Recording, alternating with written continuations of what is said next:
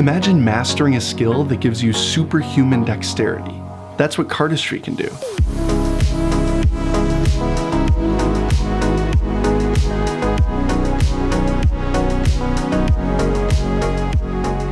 While I've come close to mastering this skill myself, let me tell you, it wasn't easy. Over 15 years ago, shortly after discovering magic, I stumbled across a YouTube video that showcased a bit of cardistry. I was hooked. I immediately grabbed a deck of cards and started learning this wizardry myself. Little did I know, I had just begun the biggest journey of my life. I started off slow, making progress with small moves and simple one-handed cuts. But soon enough, I found myself in the depths of this niche community, buying DVDs from popular cardists like Dan and Dave, and waiting for the next big cardistry video to drop on YouTube. During this time, I was practicing for over 6 hours a day, every day of the week. That's 42 hours a week, which is more than a full-time job. At this point, I've probably spent over 20,000 hours with a deck of cards in my hands, which is twice as long as it should take to master any skill in life. Now, why am I sharing this with you? Well, yes, cardistry is a difficult skill and takes time to truly master. The process doesn't have to be as grueling for you. I've learned a lot in these past 15 years about how to practice cardistry, and if you listen to what I'm about to share, you'll be getting moves down quicker than you can even imagine. The fact is, cardistry has developed quite a bit since I started shuffling, and similar to other skill-based hobbies, there are a lot of online resources and experts in the field who can help speed up the learning process. Today we've been challenged to show you guys 22 levels of cardistry in increasing complexity. I was spending 10 times the amount of time needed to get a new move down simply because I didn't understand the best practices for honing my skills. When I started, there were limited tutorials and guides for cardistry because it was still unclear what cardistry even was. It stemmed from magic, since a lot of magicians would learn how to handle a deck of cards to improve the performance of their tricks. Early on, the two were still very closely related. In fact, to this day, you might find if you're shuffling a deck in public, some people will walk up to you and ask questions like, "Do you know any magic tricks?" I mean, people have been like playing with cards for a long time, doing fans and like doing magic and stuff, and we used to do magic. Yeah? And then now it's just become focusing on just...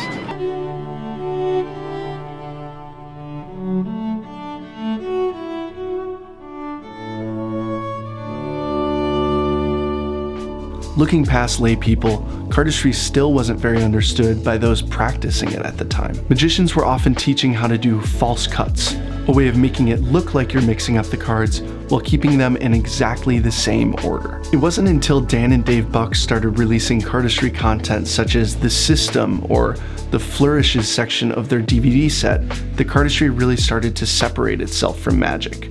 Or at least that was my experience early on. At first, a lot of people practicing cardistry didn't even think about it as an art form, but more of a skill-based hobby that looks impressive, similar to the way it looks impressive to roll a coin through your fingertips or to shuffle some poker chips together. Before discovering Dan and Dave, I spent most of my time learning these card flourishes that didn't really have much of a flow to them. I was simply trying to get from start to finish without messing up. And sure, that had benefits of its own, allowing me to handle a deck of cards better in general, but it didn't speed up my process of learning the artistic expression element of cardistry, which is what it really seems to be about these days. Now, tutorials are obviously a great start to learning cardistry, and there are thousands of them online, including on our channel. They'll give you all the foundational movements and basic understanding of how to handle a deck, but today I'd like to go a layer deeper and talk about the actual process of learning so you can speed things up and become a pro quicker than you might expect.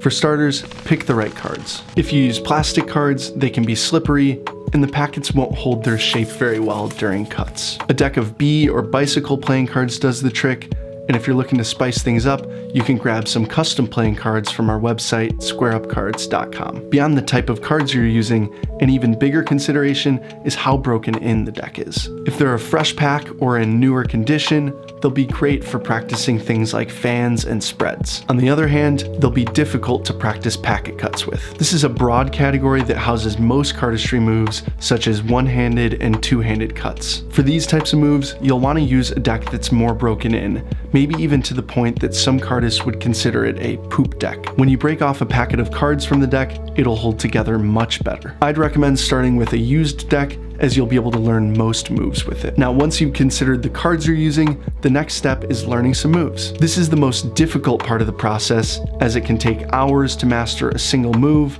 which is why I'd recommend starting with the basics. And I'll also link some tutorials in the description you can check out. Here's where an important piece of advice comes in, which is something that I learned the hard way. Don't spread yourself too thin. Once you get started, it'll be tempting to learn anything and everything you can find online, even including more advanced moves. I tried learning the move Pandora really early on because it was created by Dan and Dave, who were two of my biggest inspirations at the time. It was a mistake. Don't get me wrong, the move is beautiful, but I quickly learned that it was going to take multiple months of intense practice to get to a point where I wasn't dropping cards every other time. Trust me on this when I say start simple and learn the basics. You'll thank me later. Then when you go on to learn more difficult moves, they'll come much easier. You'll know how a deck feels in your hands, and you won't overthink every movement you make with the cards. Developing muscle memory is a massive part of cardistry. Similar to a workout, if you start by trying to run 10 miles, you'll hurt yourself and lose the motivation to continue. Developing muscle memory is a slow and steady process. I can't stress this enough.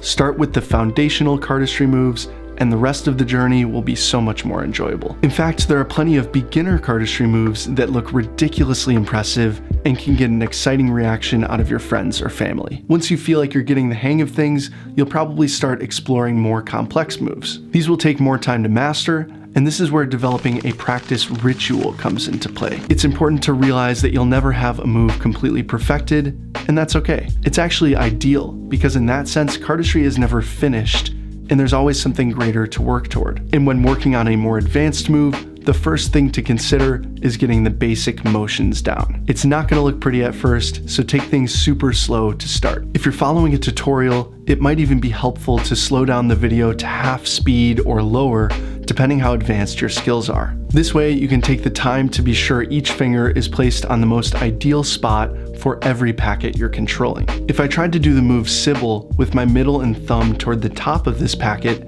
it would be nearly impossible to do the move in a way that looks smooth.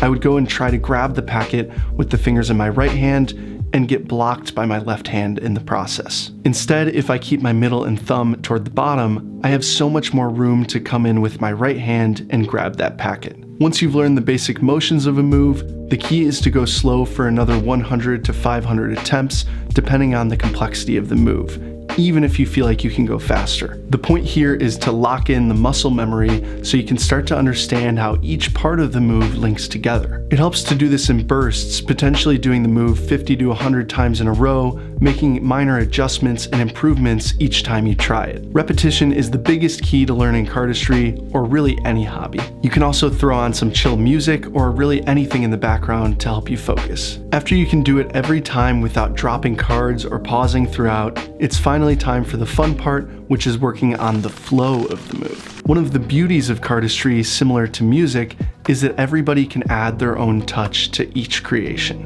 And I'm not just talking about remixes or variations. I'm talking about the subtle changes that can be adjusted along the way to further complement the structure of the move. This is the most rewarding part of the process, because once you've figured out a rhythm, you'll have more enjoyment doing the move every time thereafter. When practicing, you can mess with the speed and do the move in a way that's most amusing to your personal taste. It also helps to pay attention to the way the creator of the move performs it. Taking a look at this clip, it's clear that these two cardists have a different flow they've developed, and both look intriguing in their own right. Darren's approach is to make it look quick, have minimal extra movements, and to make it look flashy and impressive. The move is called Mockingbird, and it's his own creation, so he was the first one to develop a flow for it. Aviv gives it his personal touch by making extra motions with some of the packets, extending his hands further at certain points, and generally making the move look as smooth as possible. When learning a new move, it helps to consider these differences. Just try out whatever feels fun, and you'll start to develop your own flow. After you figure out what works best, you've most likely spent a good chunk of hours practicing and honing the performance of the move. You should be able to do it smoothly 90% of the time and feel as though the packets are flowing effortlessly between your fingers. Taking a step back from developing a flow for a single move, you'll also start to naturally find your own overall cardistry style as you practice and create some of your own cardistry moves. Style is what I would describe as the broad look and feel that all of your cardistry moves have in common. Once you've seen somebody perform enough moves, you'll be able to tell who's doing it without even seeing their face. Nikolai Peterson is an interesting example, not only because he's one of the most skilled cardists in the world, but because he chooses to speed up and slow down throughout his moves. This nuance has helped him create a style with more visual contrast between each part, distinguishing him from other cardists. I know I've thrown a lot at you here, so let's touch on the key takeaways for effective practicing. To start, pick the right deck of cards depending on the type of move you're learning. Then consider if the move you want to learn is well suited for your skill level. After that, you can follow along with the tutorial, making sure every motion is lined up with what they're doing in the video. You'll want to get the basic motions down by practicing the move 100 to 500 times at a slow and steady pace. And finally, you can work on finding a flow that's enjoyable for you or one that generally complements the move. And that's it.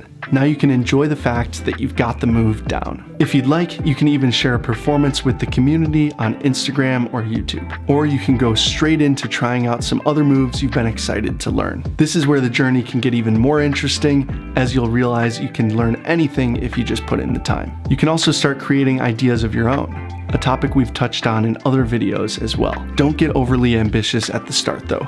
Remember that cardistry is a process, and if you treat it like it's not one, you'll limit your personal skill ceiling and burn out, which isn't fun. On the other hand, if you truly start putting in the time and effort with an intentional mindset, you'll notice how satisfying cardistry can be. It's been a long haul for me, and I'm still here, so there must be something to it. Or I'm just a total psycho and I'm wasting my time. I'll let you decide. With that, I'll leave you to your cards.